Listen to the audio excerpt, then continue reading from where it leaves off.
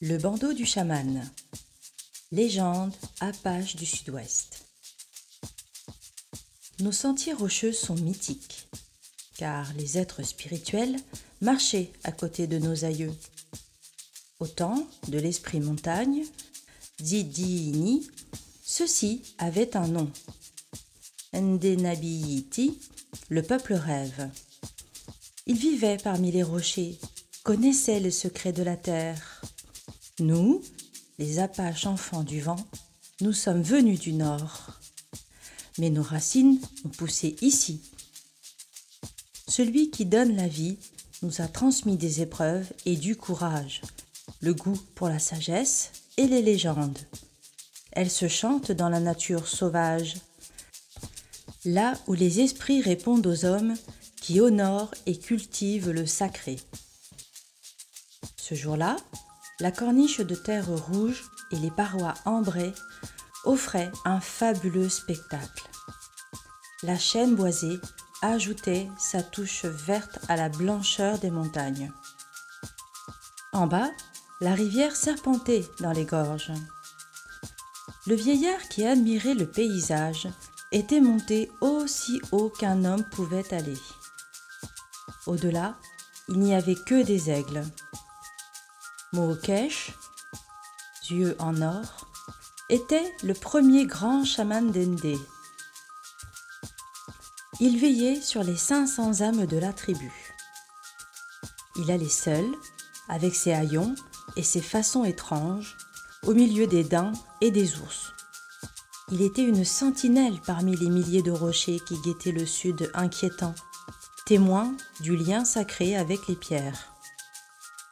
Il vit un reflet. Un homme venait du sud. Il avait traversé le sombre canyon, si étroit qu'un cavalier limait ses mocassins sur les parois. Il courait dans l'unique passage comme poursuivi par un fantôme, se retournant sans cesse. Mookesh songea aux rumeurs rapportées par un éclaireur Chiricahua. Il y avait au-delà de la forteresse montagneuse un peuple qui s'adonnait au sacrifice. Ils adoraient un serpent géant couvert de plumes. L'intrus arriva dans le campement d'Ndé, mort de fatigue et de soif. Il était richement vêtu. Broderies fines, verres polis, bijoux, broches serties de pierres inestimables. Il demanda protection et s'évanouit. Le chef, lance fidèle, fit signe à sa compagne. Douce pluie amena une cruche d'eau et souleva la nuque de l'homme. Il ouvrit les yeux et but avidement. Le cercle indien contenait toute la tribu, à part Mookesh qui descendait de son nid sans se presser. L'étranger avait le corps lacéré, de vilaines blessures autour des poignets. Sa chevelure noire était soignée et il n'appartenait à aucune tribu du Nord.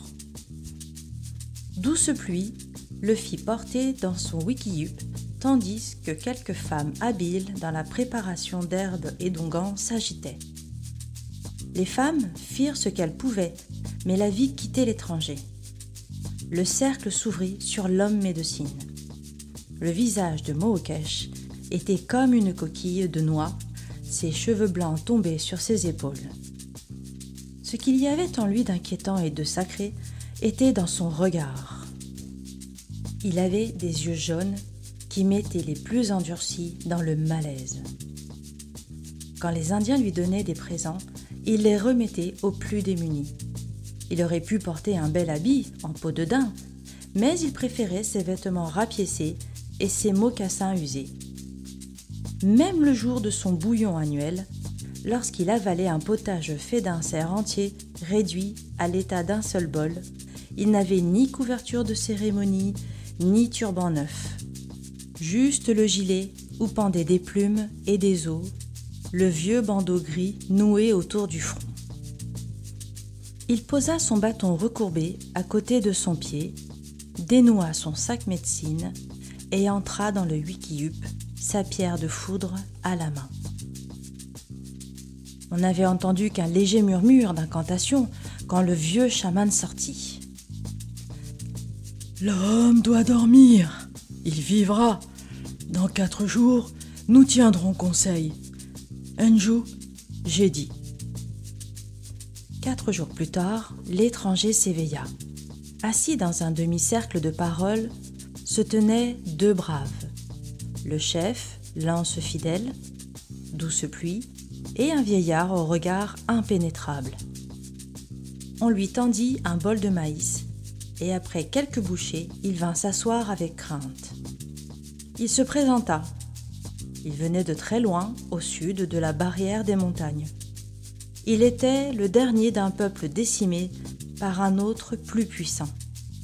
On l'avait gardé pour le rituel des vainqueurs. On lui avait fait cadeau d'1 an de vie. Il avait été fait fils du soleil, vaincu élevé au rang d'un dieu, brûlant ses derniers mois dans le luxe et la jouissance. À 10 jours du terme, il avait appris sa fin proche. Il serait bientôt sacrifié comme une bête, cuit, dévoré par les adorateurs d'un dieu assoiffé de sang. D'après l'homme qui lui avait révélé son sort, le serpent à plumes avait jadis été la divinité d'un peuple pacifique avant d'être dévoyé, adoré par des fous ivres de pouvoir. Il s'était échappé au milieu des préparatifs d'Holocauste. Ses liens avaient été distendus, peut-être par ce même homme. Le silence se fit dans le Wickiup. Un brave le rompit pour dire que les Apaches devaient penser à leur sécurité. Quelque cruel que fût le sort de cet homme, il fallait le renvoyer de l'autre côté et le rendre à ses ennemis. Douce Pluie hocha la tête et regarda intensément son mari. Lance fidèle pesait chaque option, tiraillée entre la sécurité pour les siens et la générosité d'un brave. La sagesse me conseille de faire un pas en avant et un pas en arrière. C'est une danse inconfortable, dit le chef. On ne peut décider à la légère. Mokesh prit à son tour la parole. Sa voix cassée était aussi expressive que son regard était insondable. Le traqueur se contentera-t-il d'un seul daim? Peut-être, peut-être pas. Quoi que nous fassions, nous sommes face à un prédateur. Restituer le fugitif ne garantit pas notre sécurité. Et puis, si le grand esprit a mené cet homme dans notre camp, ce n'est sûrement pas pour nous voir trembler comme des dindons. Sont-ils bien les fils de ce grand serpent? J'en doute. Ils ne connaissent pas les lois sacrées. Que l'homme reste, dit le chef, et on verra ce qu'il convient de faire. Que des guetteurs se relaient jour et nuit. Quelques jours plus tard, une petite troupe de guerriers emprunta le passage. Vu leur faible nombre, Lance fidèle les laissa entrer dans le camp. Ils arboraient cet air féroce des dominants. Ils étaient habitués à commander et à regarder de haut tout ce qui était étranger. Ils avaient des parures d'or, des armes forgées par le soleil. Ils portaient des coiffes de guerre, des peintures qui accentuaient leur dureté. Ils étaient petits, mais aguerris par la vie belliqueuse qu'ils menaient. Quand leur chef s'avança vers Lance fidèle, un nuage menaçant cacha le soleil. « Je parle pour Xochimilco, la cité d'Oaxaca, pour le roi de Benzoa et le peuple des nuages, les fils de l'arbre Zapote. Je parle au nom d'Endé, le peuple invincible. Dis ce que tu as à dire. Tu abrites un homme qui nous appartient. Livre-le, ou nous détruirons ton camp et ton peuple. » Lance fidèle fit un pas. « Vous êtes peut-être les fils d'un arbre, mais vous n'en avez pas les manières.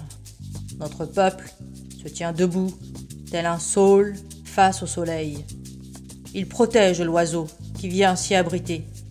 Nous ne voulons pas offenser votre serpent, mais nous ne pouvons décevoir celui qui donne la vie. Un étranger est venu se réfugier chez nous. Il a dormi dans nos wikiyup. Maintenant, il est un frère. Estimez-vous heureux de ne pas être une cible pour nos lances. Maintenant, disparaissez.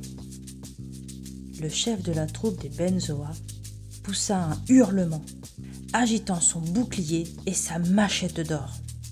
Il mima le combat qu'il souhaitait livrer et s'arrêta fièrement, le pied sur un ennemi fictif. Après quoi, la bande recula et disparut sur le sentier caillouteux. Quand ils furent partis, les Apaches ressentaient colère et crainte mêlées. L'étranger proposa qu'il échange sa vie. L'armée des Benzoa devait se tenir de l'autre côté de la montagne. Un guetteur le confirma plus tard dans la soirée. Ils étaient à portée de regard, à quelques heures de marche. Qu'un groupe de braves bloque la gorge pendant que nous levons notre camp et trouvons une cachette sûre. C'est pas le moment de nous peindre le visage. Quand nos familles seront en sûreté, nous verrons. Mohokesh fit ressentir sa voix.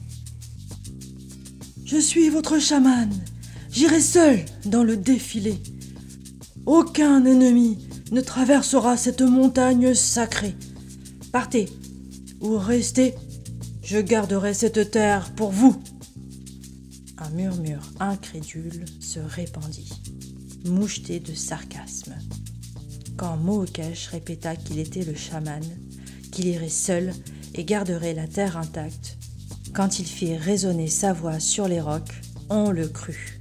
Ses yeux brillèrent d'une telle intensité que le camp sentit la protection du grand esprit. Le vieil homme racla un doigt sur la terre rougie par le sang coagulé des ancêtres et dessina 2 traits sur ses joues. Un Apache ne tourne jamais le dos à un ennemi. Je serai toujours là pour vous protéger. J'ai longtemps parlé à la montagne. Le moment est venu que je devienne votre esprit gardien. Enju, j'ai dit. Il se tourna vers l'anse fidèle, respectant l'usage qui veut que le chef prenne la décision. L'homme posa la main sur son épaule et hocha gravement la tête. Les Indiens s'écartèrent. Un enfant apporta une plume d'aigle. Mohokesh la passa dans son bandeau et s'éloigna avec son hocher pour seule arme.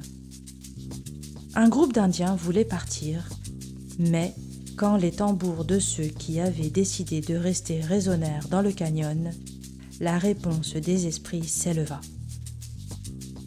Le vent et les cris d'animaux rallumèrent la foi de tout le peuple. Aucun Apache ne quitta le camp. Des prières et des chants se tissèrent en un tapis sous les pieds du vieillard, dont le regard ne cessait de croître en intensité à chaque pas. Il avait atteint le milieu de la passe quand les premiers assaillants arrivèrent. Un tonnerre de rires et de colibés jaillit des gorges des Benzoa. Mohokesh reprit sa marche en agitant son hochet. « Vous feriez mieux de vous enfuir !»